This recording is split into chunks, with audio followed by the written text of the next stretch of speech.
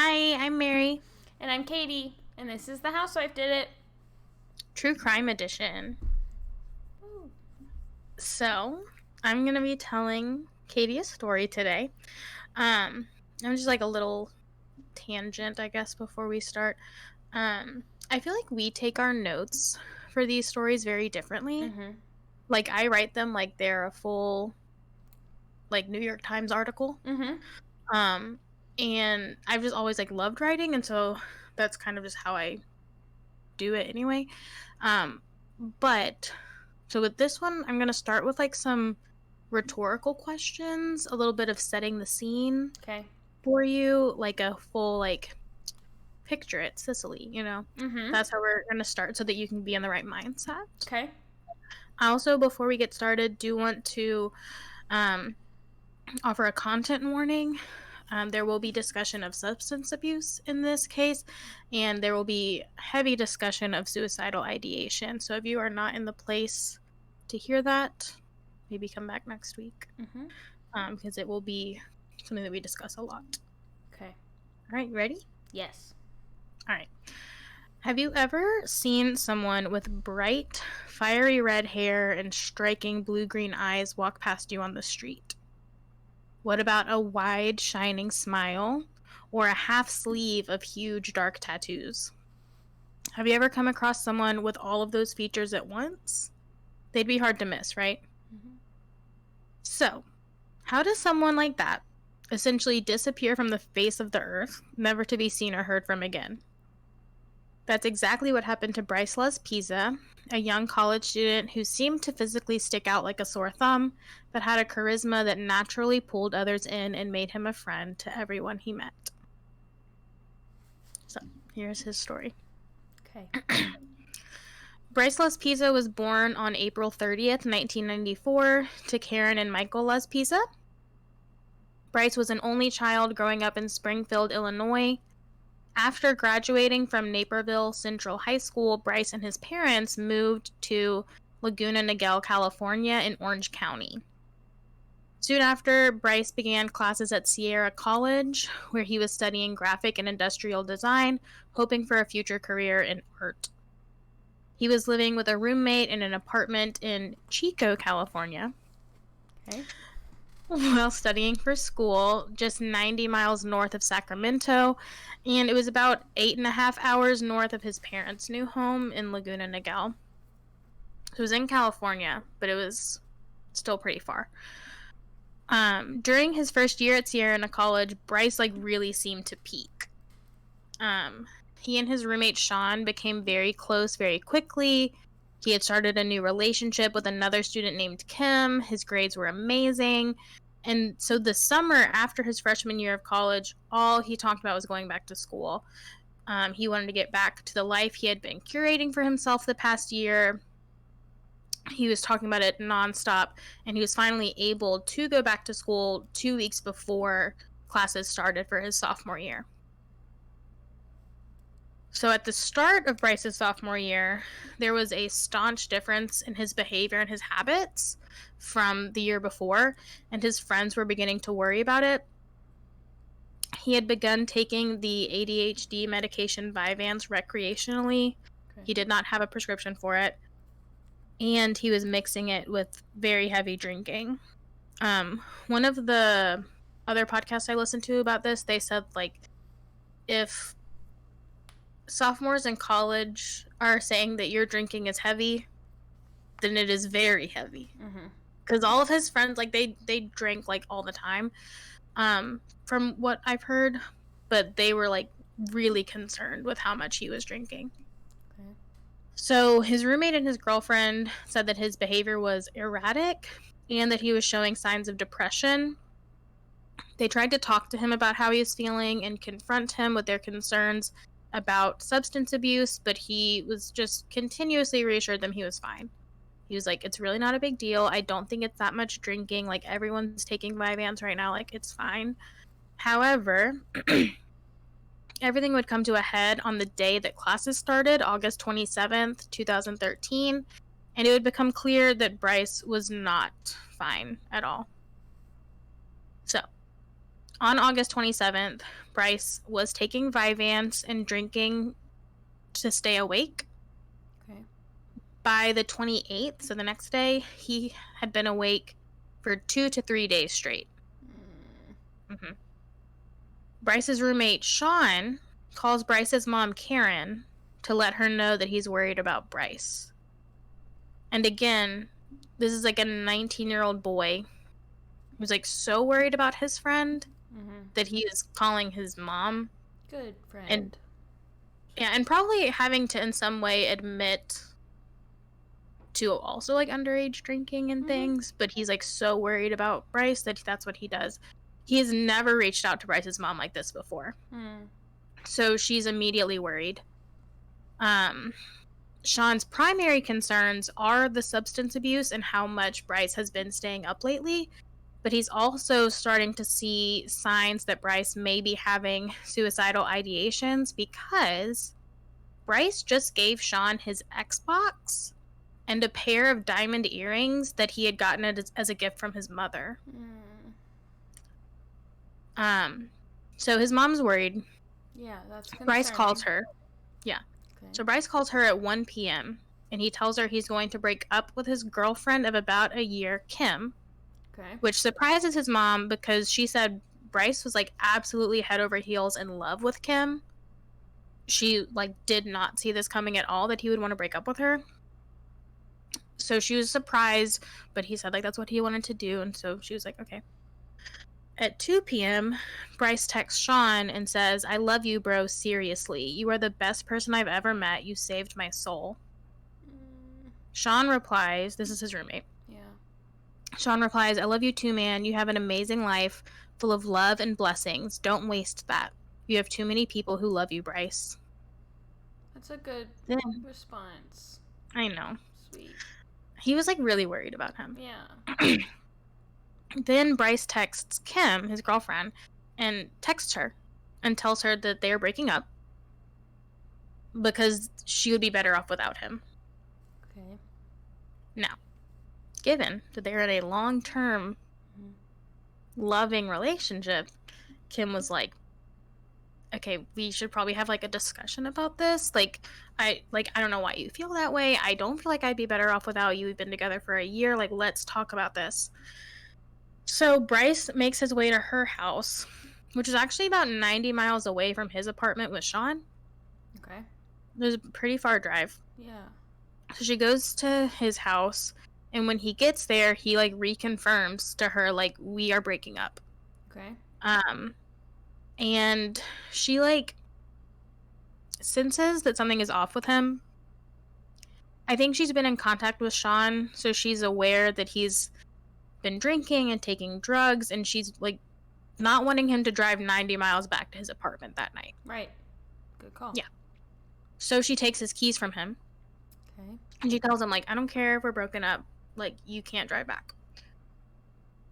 At 11:30 p.m., Bryce gets upset and calls his mom, and he tells her that Kim will not let him leave because she's mad he broke up with her. Okay. So then Kim gets on the phone and tells Karen, Bryce's mom, that is not the reason she wants him to stay. It doesn't have anything to do with her being mad at him or their breakup, but that he is under the influence of something, and she doesn't think it's safe.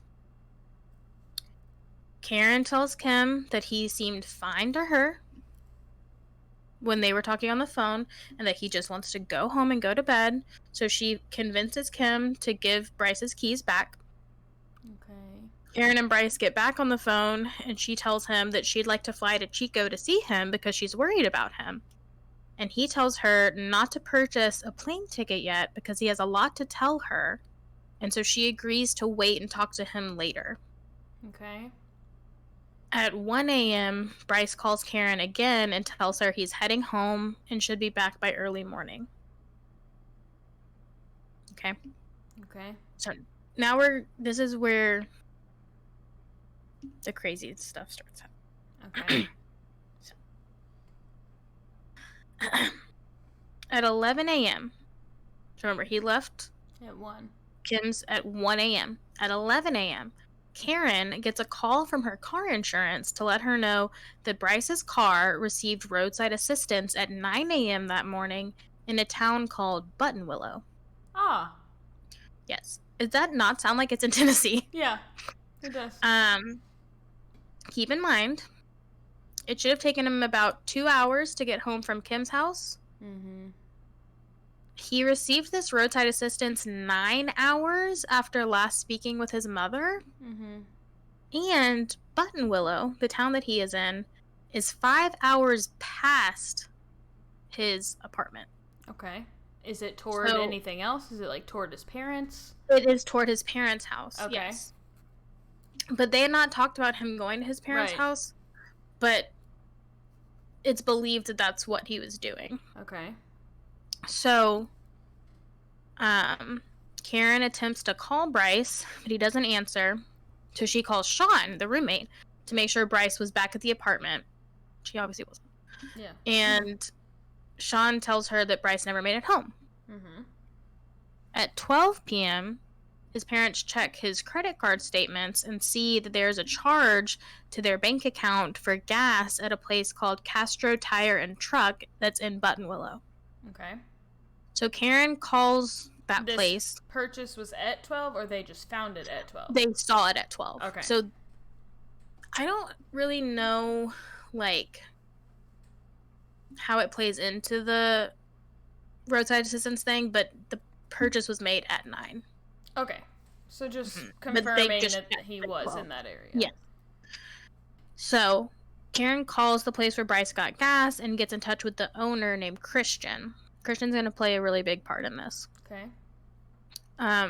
Christian tells her he definitely saw Bryce and that he had delivered 3 gallons of gas to him at 9 a.m. Christian, who is truly sent to the Laspisas directly by God, I don't like this, offered to go double check where he had last seen Bryce. Okay. And lo and behold, Bryce was still there. Okay. What? Which means he was sitting in his car in this, like, blink and you miss it town for at least 3 hours that we know of. Okay. Because he delivered the gas at 9. It's now noon.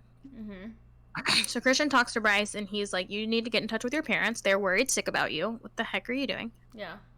So Bryce gets on the phone and tells his mom that he's just going to head to their house and that he should be there around 3:30. And so is that fair? Like, is that how far he is? Yeah. Buttonwillow is about 3 hours from Laguna Niguel. Okay. So he hands the phone back to Christian. Christian watches him drive off, hangs up with the Laspisas, and heads back to his shop. Wow, okay. At around 6 p.m., Bryce has not made it back to his parents' house, making him about 3 hours late. Mm-hmm. At this time, his parents file a missing persons report and have AT&T do an emergency ping on Bryce's cell phone. It is located in a hotel parking lot in Buttonwillow. Okay. 8 miles from where Christian saw him drive off. Okay. Meaning that now he has been in this town for 9 hours. Mm-hmm. So the police head that way. They find Bryce sitting in his car. They say he looks totally lucid. He seems fine. They don't think he's under the influence of anything.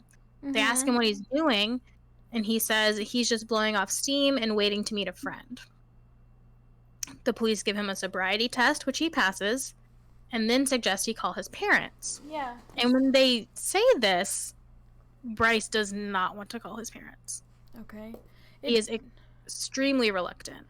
Doesn't seem to me like he's under the influence, but it does seem that he is unwell. Yeah. Someone wanting to sit in their car in an unknown town for 9 hours. Even if you gave him a sobriety test, is something not clicking, like, why are you here? Mm-hmm. He is so reluctant to call his parents that finally the police call them themselves. Yeah. And just put Bryce on the phone with them. Karen says, like, what are you doing? And he says, I'm putting things back in my car because the police just searched it. That's not She's what like, that's she obviously meant, not baby. what I freaking meant. She's like, no. What are you doing? in this town. Yeah, still. For 9 hours. And they, like, talk, and finally he's like, fine, I'll just get back on the road and I'll head your way. Okay? Girl, Good. stay on the phone with his ass. At 8 p.m., Christian is driving home from work. No. When he sees Bryce's 2003 Toyota Highlander pulled over on the side of the road in Buttonwillow. Okay. Christian calls Karen and says Bryce is still in this godforsaken town. And he's like, I just don't think this is a good situation. Like, I'm worried, too. I don't even know you people, and I'm worried. So. Girl, I would have been like, stay your ass there. I'm coming. Yeah. Christian offers to follow Bryce to the freeway. Okay. And make sure that he actually gets onto his exit and is on the way home. Okay. Karen's like, oh my gosh, that would be great. Thank you. So he watches Bryce exit and then tells Karen that Bryce is on his way. He turns around and heads home. At 2:09 a.m. on August 30th, Bryce calls Karen and lets her know that he's too tired to continue driving since he's been awake for at least 72 hours at this point, possibly 96 hours, depending on different accounts from Bryce's friends at school. So Karen's like, that's fine. Find a place to stop and rest until you're ready to get back on the road. She also asks him to identify landmarks around him so that she knows where he is. So he does, and then he tells her he's pulling over at a rest stop to take a nap. Okay. This strikes me as odd because, again, Buttonwillow is supposed to only be 3 hours from Laguna Niguel. So if we saw him get on the exit at 8, why is he calling you at 2 a.m. and being like, I'm too tired to keep driving? Yeah, I mean... Shouldn't he have been home by, like, midnight? Yeah, I mean, maybe he's just already at the rest stop and was like, oh shit, I should probably call her. But he should have been home, I think, by I know, but midnight. I'm saying maybe he just got right back off the freeway, went somewhere, and then was like, oh fuck, it's 2, like, I should probably call her. Yeah. Or, the other thing I was going to say is, like, his unwellness could just be delusional lack of sleep at this point, and so, like, he may not know that it's been 4 hours. He may have gotten right back off the freeway, and it doesn't feel like it's been, you know. Sure.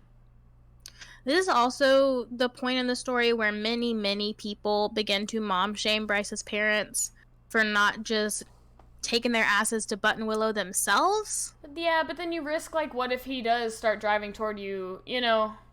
Yeah, there are a lot of things. There are very few things I have seen on this case where people are not pissed at his parents. Yeah. It's kind of like the general consensus that, like, everyone in the world would have done the opposite of what his parents did. Yeah. And I don't know why they did what they did, but whatever. Yeah, I'm so far feeling like I would have done things differently, but... Yes. Whatever. Yeah, so... At 8 a.m., the Laspisas finally hear Bryce knocking at the door. So they run to answer it. Except when they open the door, it isn't Bryce. It's police coming to let Karen and Michael know that their Toyota Highlander was found wrecked and abandoned at Castaic Lake, which is 1 hour from Buttonwillow and 2 hours from Laguna Niguel. Immediately, a search begins for Bryce. Cameras directed at the lake show Bryce going uphill in his Highlander at 2:15 a.m., 4 minutes after telling his mom he was at a rest stop. His car appears on the video again at 4:29 a.m. and then doesn't appear again. Okay. When police find it, it is overturned with the back window busted out and with Bryce's laptop, wallet, cell phone, and an empty duffel bag inside. Okay. Tests run on the car indicate that Bryce's car was accelerating when it drove off the cliff at Castaic Lake. The police bring in bloodhounds to track Bryce's scent. They follow a trail to Castaic Lake, across a dam, and stop at a truck stop. Based on their investigation, it seems like this may have been the last place Bryce was in the early morning of August 30th in 2013 when he vanished and was never seen again. Divers were brought in to search the lake but found nothing. A few days later, on September 4th, charred remains were found near Castaic Lake, but were proven not to be Bryce's. In 2017, a skull found off of Templin Highway was also ruled out as belonging to Bryce. Given that neither Bryce nor any remains have been found, the case remains open, but the police identify him as a voluntarily missing person. Okay. His parents are continuously hopeful that they will one day be reunited with Bryce, but they live with a lot of pain and a lot of questions. His mom reports, "I'll never give up hope, but it's really difficult. It's gut-wrenching every day not knowing. It's a living nightmare." Yeah. I don't know. I think it would be like,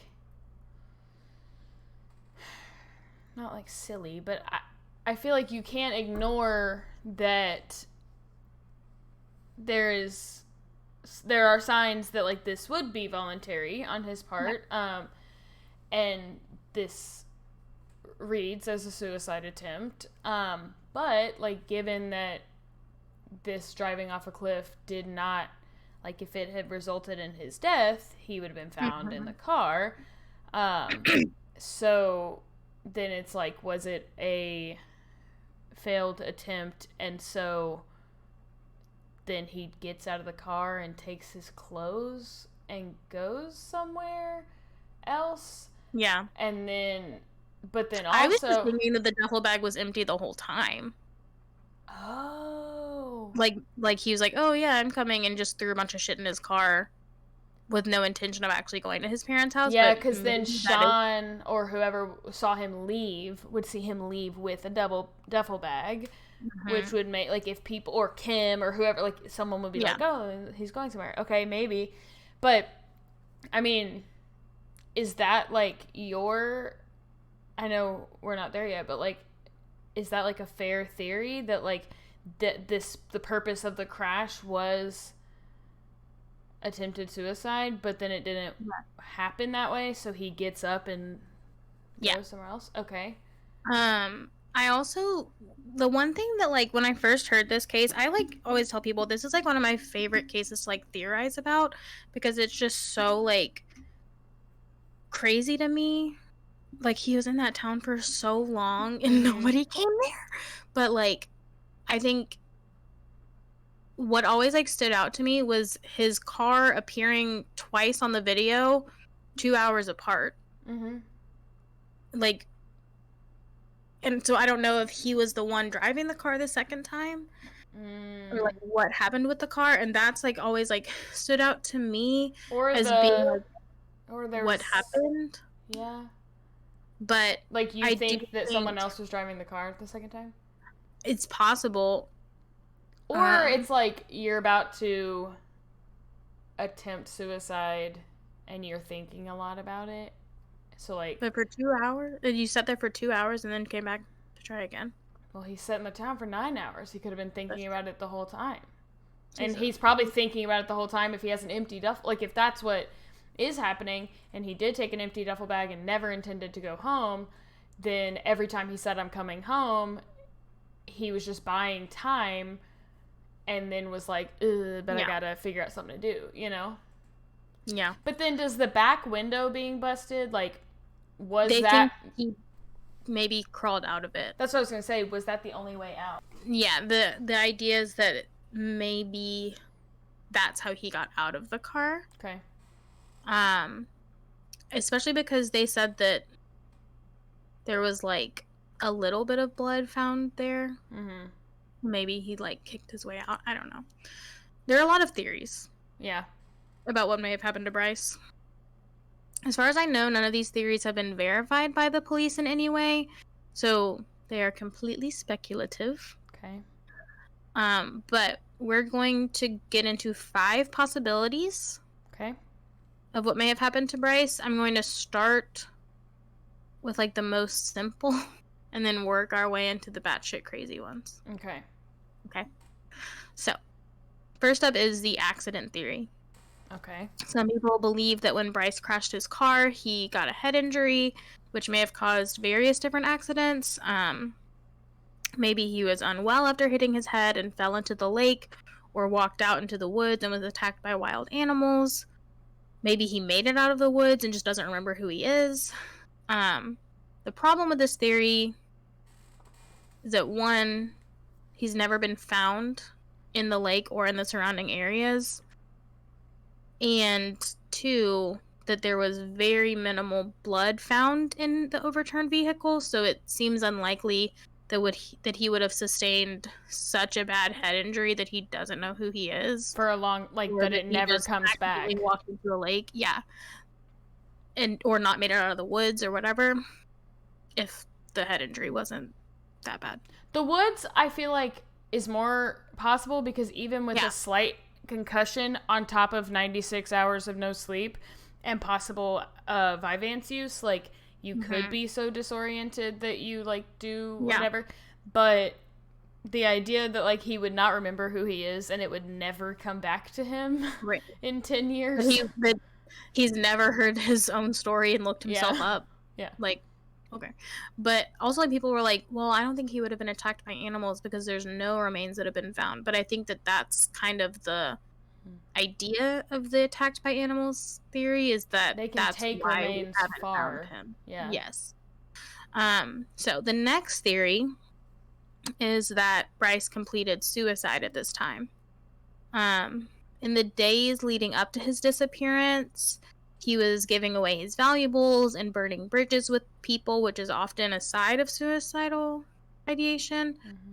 Some people believe that Bryce intentionally crashed his car, and that maybe when the crash ended up not being that bad, he got out of his car and walked into the lake with the intention of drowning.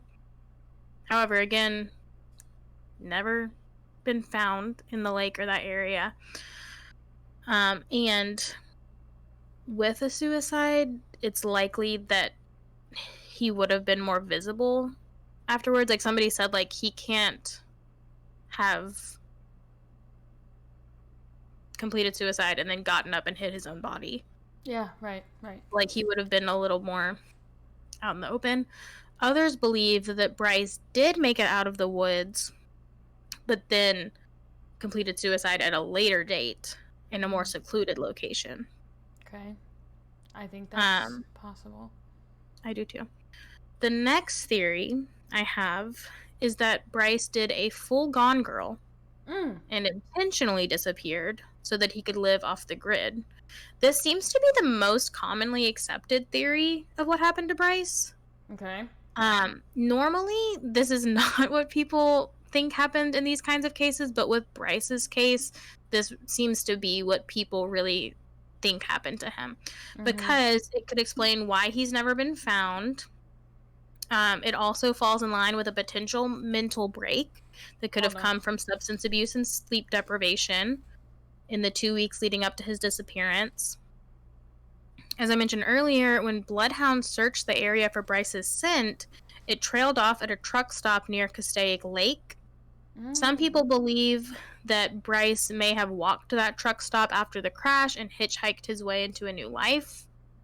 Others believe that the cryptic message that Bryce gave his mom about needing to tell her something before she flew out to visit him was that he wanted to come home and come out as gay to his parents. Okay. People link that to the sudden breakup with Kim and Bryce giving away his things to Sean, assuming that the conversation wasn't going to go well with Karen and Michael and that maybe he wasn't going to come back to school or something. Okay. Others believe, in line with this theory, that the reason his scent trailed off at a truck stop is because maybe he was cruising there and got a ride home out of Button Willow that way. Especially because he told the police that he was waiting on a friend. Define cruising for me.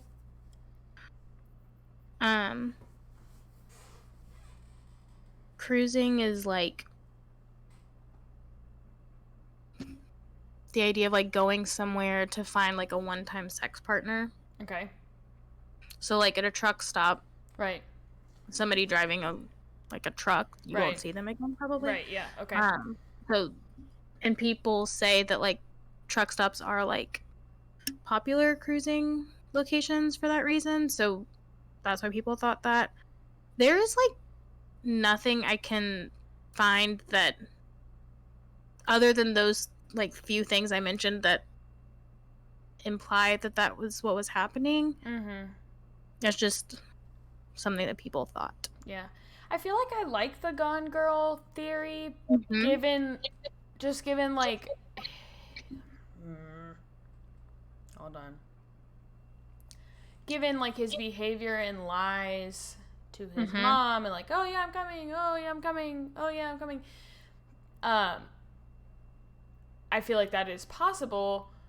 At the same time, though, I don't know. To me, like, someone who has been awake that long and showing the signs that he's showing would, like, once they get sleep or get well, would, like, not stick with that. Like, this just seems like a decision that he would not have stuck with for 10 years.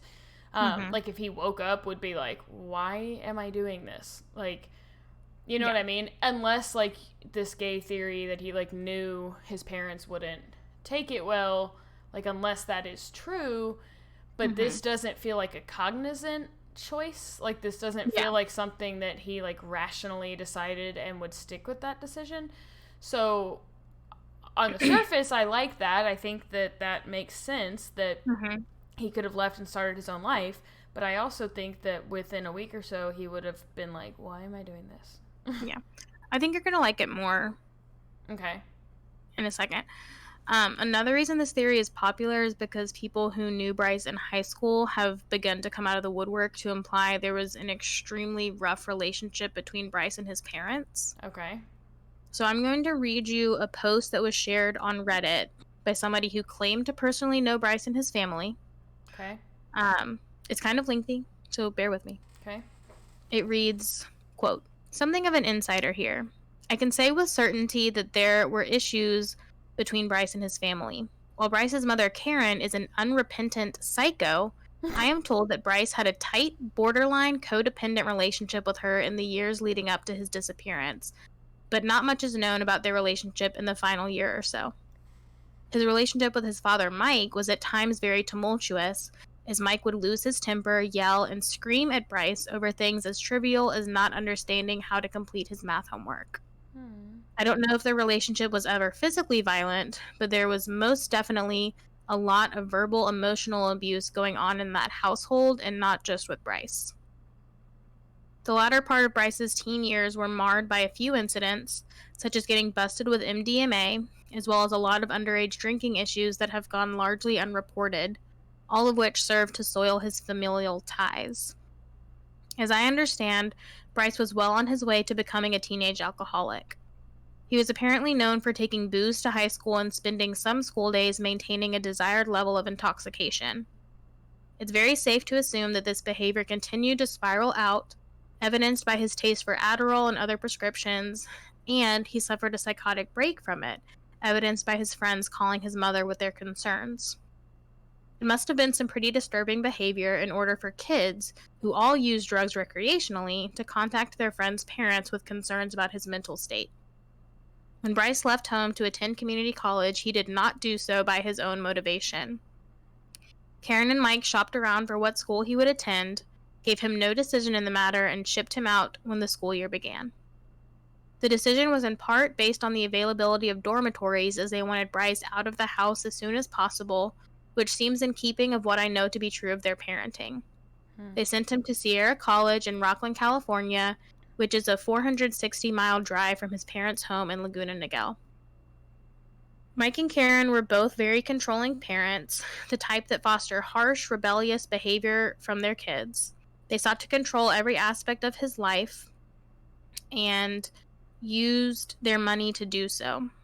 Bryce owned literally nothing of his own and was frequently reminded of it when he stepped out of line. To me, his actions were a great big fuck you to his manipulative, controlling, abusive parents. What better way to let them know you're done than by intentionally wrecking their car and leaving behind all the accoutrements they paid for with their money and leveraged as a means of control?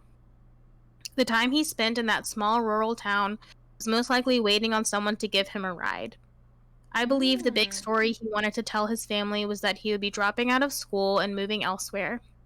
I believe he wanted to say it to their faces, but chickened out and decided he was just going to move on. I believe his family knows this and have used the media, his friends, and so on to wage a pressure campaign against him. I believe the police have encountered him at some point and have respected a request for silence, thus leading them to their conclusion that he is voluntarily missing. End quote. So if these claims are true, maybe he did have a psychotic break or want to upend his current life. It would also make sense that he would feel the need to hide something, like if he was gay or struggling with substance abuse. But I want to know what you think. Do you think that this person legitimately knows Bryce's family in any way? I don't know. I mean, like, what I was going to say is that, like, if, like, I don't know, my instinct is like, whoa, that's a lot of helpful information that does make sense in what we do know. Like, it does make sense in the context that we have, but, I mean, they would know the same information as us, so, like, they could form a story around that. So, I don't know. I mean, because I don't know anything about this person. But, if true, then, yeah, I mean, and also, I think another part of that might not be that he was going to tell his mom anything. It may be that he was just like, please don't drive here.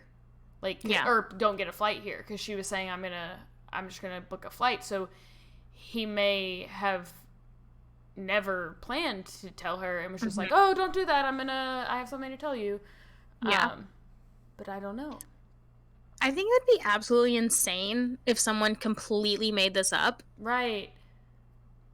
I saw other people on the thread agree that they think this is, like, a legitimate person that even, like, maybe didn't know Bryce personally, but I think that they claimed that they were, like, had mutual friends, and so they had heard these stories about him when he was in high school, and people on the thread seemed to really believe it.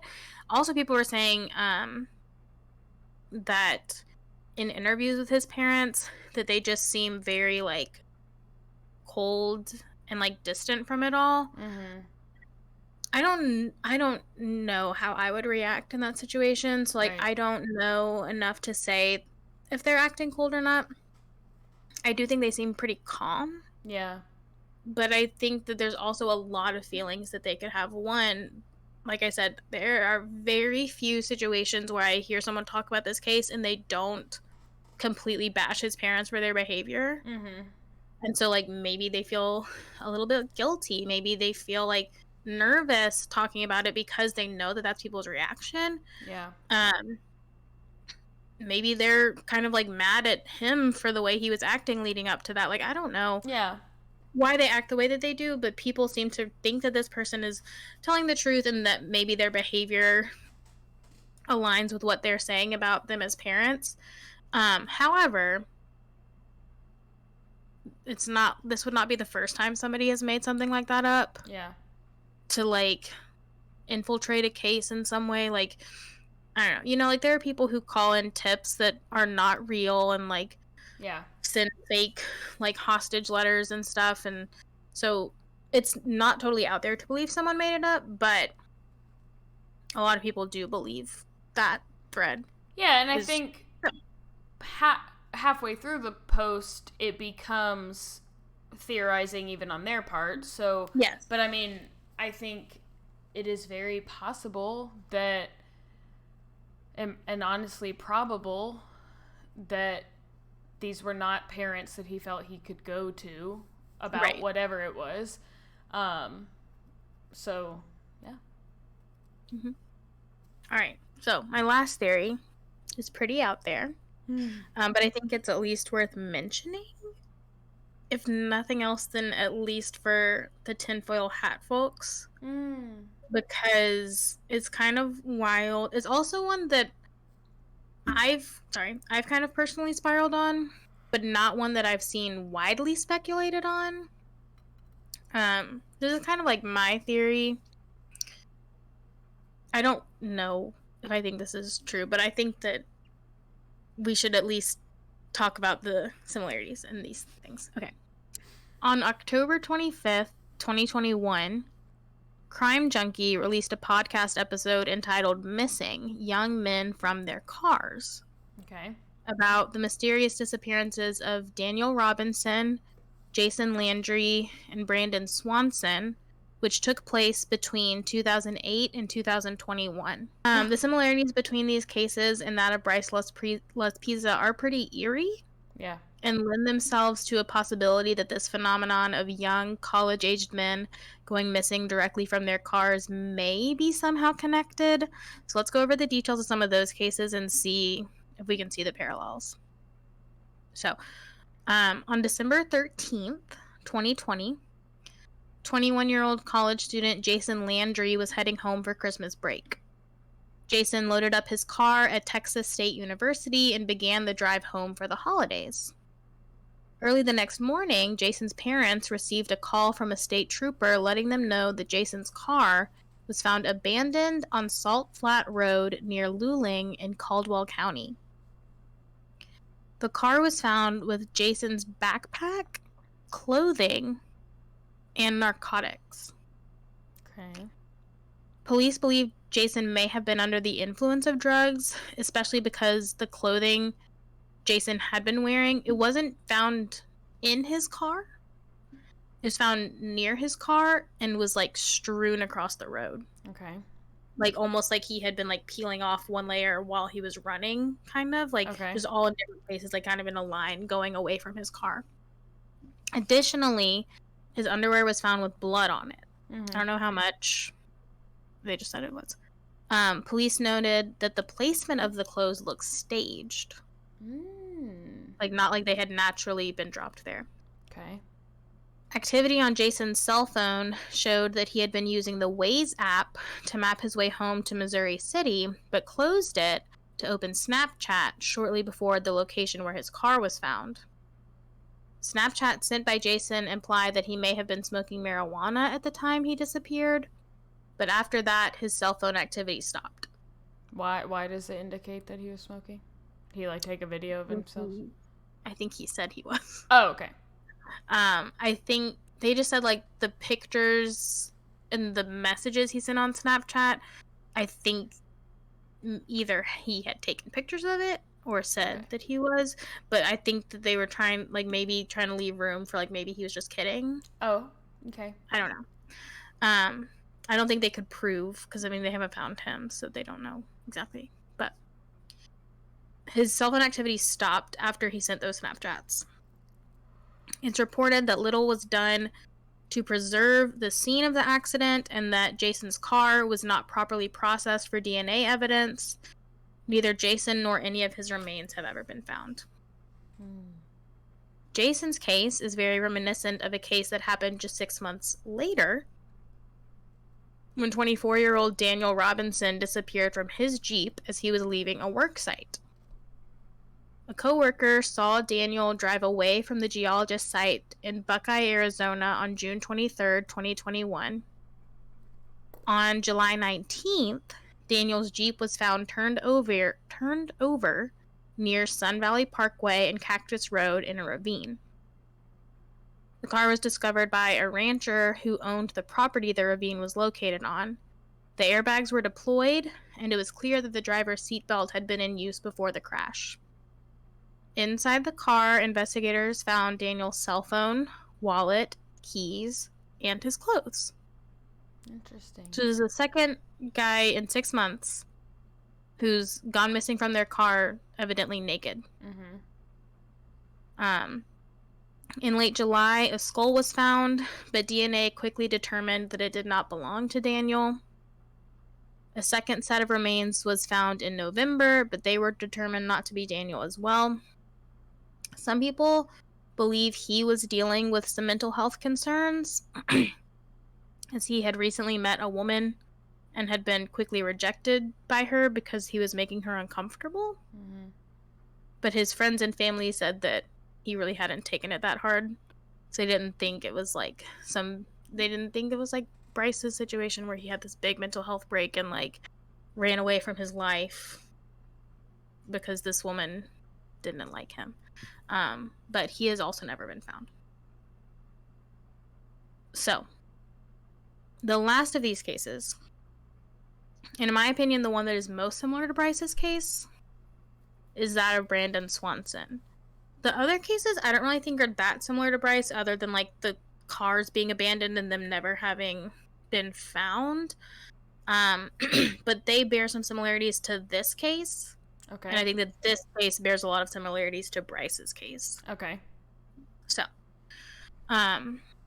on May 14th, 2008, this was before Bryce. Okay. The other two were after. Brandon Swanson was driving home from an end-of-year party at Minnesota West Community and Technical College's Canby campus. At around 2 a.m., Brandon calls his parents to let them know he had driven his Chevy Lumina into a ditch and was trying unsuccessfully to get it back onto the road. He assured them that he was not injured, but that he would need them to come pick him up. He told them that based on the lights he saw, he believed he was in Lind, which is a small town about 7 miles from Marshall, Minnesota, where his parents lived. Okay. And so he was like, I think, he's like not far from his parents' house. He's like, I think this is where I am. Can y'all come here and get me? So, the Swansons, normal parents, jumped in their truck and drove out to where they thought Brandon was. Okay. They stayed on the phone with him the entire drive, making sure to call him back and stay in touch if the call dropped.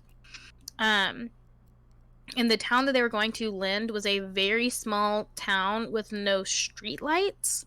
He had seen lights from, like, buildings, but there were no street lights. Okay. So, as they said, like, I think we're getting closer, Brandon starts flashing his headlights to get their attention, but they told him that they weren't seeing him. Okay. And he was like, I don't see y'all either. So, eventually, Brandon decided he was going to walk toward the building lights he had seen earlier. And as he was walking, he asked his dad to drive to a local bar they knew of in Lind and wait for him there.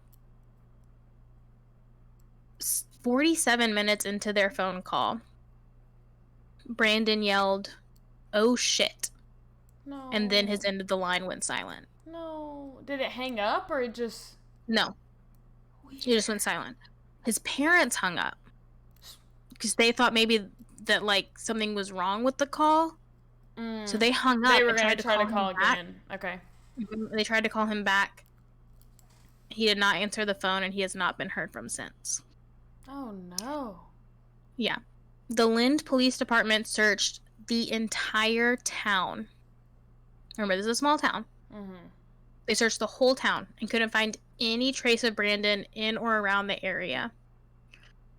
So they looked at his cell phone records that showed he had actually been calling his parents from Taunton, which is 25 miles from Lind, and is on the side closer to school than to his parents' house. Okay. So he, I guess, like, hadn't made it as far as he thought he had. Okay. And so when he fell into this ditch, he really didn't know where he was, and he just gave them the wrong town name. But that is where he was, because his car was found close by off of State Highway 68. Okay. When the car was found, it was not seriously damaged, but it was stuck at the top of an incline at the end of the road, making it to where his tires did not touch the ground, which is why he wasn't able to move the car. They were just kind of spinning in the air. Brandon's father reported that when they were on the phone, Brandon mentioned being near water because he could hear it running. So searches began in the river near where his car was found. They were thinking, like, oh shit, must have been like he was falling in a river. But they never found any trace of him. So, do you think there is any way these cases are linked to Bryce? I mean, do I think that, like, one person, there's, like, a serial killer that's taking men from their cars from Minnesota to California? Minnesota, California, Texas, and Arizona. Yeah, no, I don't. No. But do I think that this is possibly, like, a phenomenon? Maybe. But I will say, because I am pretty well versed in the Daniel Robinson case. Mm-hmm. I think the Bryce case and Daniel's case, there are so many external I guess internal. For sure. But, like, so many factors from, like, who they are and what they were going through that, like, make me think it wasn't someone else. Yeah. But I don't know. That is interesting. I would never say never. Mm-hmm. You know, we've got Israel Keys is in the world. Mm-hmm. That do travel across state lines and do the same thing. Or do different things. Yeah, but you'd have to be right where cars are crashing. Yeah. All the time. I don't think that all four are linked. Yeah. I think it's possible that Jason and Daniel's cases are linked. Okay. But I think that Brandon and Bryce's cases just happen to be very similar you to think that one another. Because of the clothes, you think that? Yes. Okay. But maybe when you tell me about Daniel, I'll change my mind. But I don't think that these are an indicator of what may have happened to Bryce. I really don't know what I think happened to Bryce. I think probably the most likely thing is that he either started a new life or ended his life. But just somewhere else. Yes, but I really don't know. Yeah. So, those are all my theories. What's the likelihood that he is in that lake? Like, they didn't drain the lake. Went in. Yeah, divers went in and checked. I mean, very shortly after it happened. I also don't know if this is a lake that drains into something, a bigger body of water. Yeah. Because, like, I mean, we've heard cases where, like, somebody dumps a body in New York and they find them in, like, New Jersey or Michigan. Like, you know, like, water moves and travels. So it's definitely possible that, like, he was in the lake and floated elsewhere, or that he's at the bottom of the lake and they just haven't dove far enough down or in the right place. I really don't know. But I don't know. Yeah. That's, like, the main thing. People are like, no, there's no way he's out there because they didn't find him. Yeah. But if Bryce is still alive today, he would be 29 years old. I'm going to tell you about all of these four men that we've talked about so that you can, you know, be on the lookout. At the time of his disappearance, he was 5 foot 11 inches tall with blue eyes and red hair. He was 170 pounds and was last seen wearing white cargo shorts, a blue and white checkered shirt, and white and red Nike shoes. Bryce has a tattoo on his left shoulder of a Taurus bullhead. Okay. If you think you know anything about Bryce's disappearance or current whereabouts, please call 949-292-4400. Jason Landry would be 24 years old now. At the time of his disappearance, he had brown hair and brown eyes, weighed 170 pounds, and stood at 6 foot 1 inch tall. He has an identifiable scar on his ankle. If you have any information, please call 512-936-0742. Brandon Swanson would be 34 years old today. At the time of his disappearance, he was 120 pounds and was 5 foot 6 inches tall. He has brown hair and blue eyes. He was last seen wearing blue jeans and a t-shirt with piercings in both of his ears. If you know anything about Brandon's disappearance, please call the Lyon County Sheriff's Department at 507-537-7666. Daniel Robinson is the only one of these missing young men who's African American. Today, he would be 26 years old. At the time of his disappearance, Daniel had black hair and brown eyes, weighed 165 pounds, and was 5 feet 8 inches tall. Daniel is missing his right forearm and hand, which is a pretty identifiable trait. If you see anything relevant to Daniel's disappearance, please call Daniel's family tip line at 803-200-7994. My sources for this case were the Crime Junkie episode about Bryce Laspisa and about the 3 men missing from their cars. A Morbid episode about Bryce Laspisa. A Disappeared episode called Road to Nowhere. A Cinemaholic article by Sounak Sengupta. An All That's Interesting article by John Kuraski. An Uncovered timeline. A Medium article by Avey. The Reddit thread about the person who said they knew Bryce. The Brandon Swanson Wikipedia. The Daniel Robinson Wikipedia. And a KHOU11 article from Houston, Texas. Good job. Thanks. That is so sad. I know. Times 4. I know. I was really struggling to make it as lengthy as our normal cases was, because after the police knock on his parents' door, there's nothing else. Mm-hmm. They've never found any trace of him. No leads. But it's just this case has always been so crazy to me. From the first time I heard it, I was like, what is this dude doing in this town for this freaking long? Yeah. It's crazy. Yeah. Yeah, I'll do Daniel Robinson one day. All right. Thanks, Mary, for that one. Yeah. Thanks for listening. Yeah.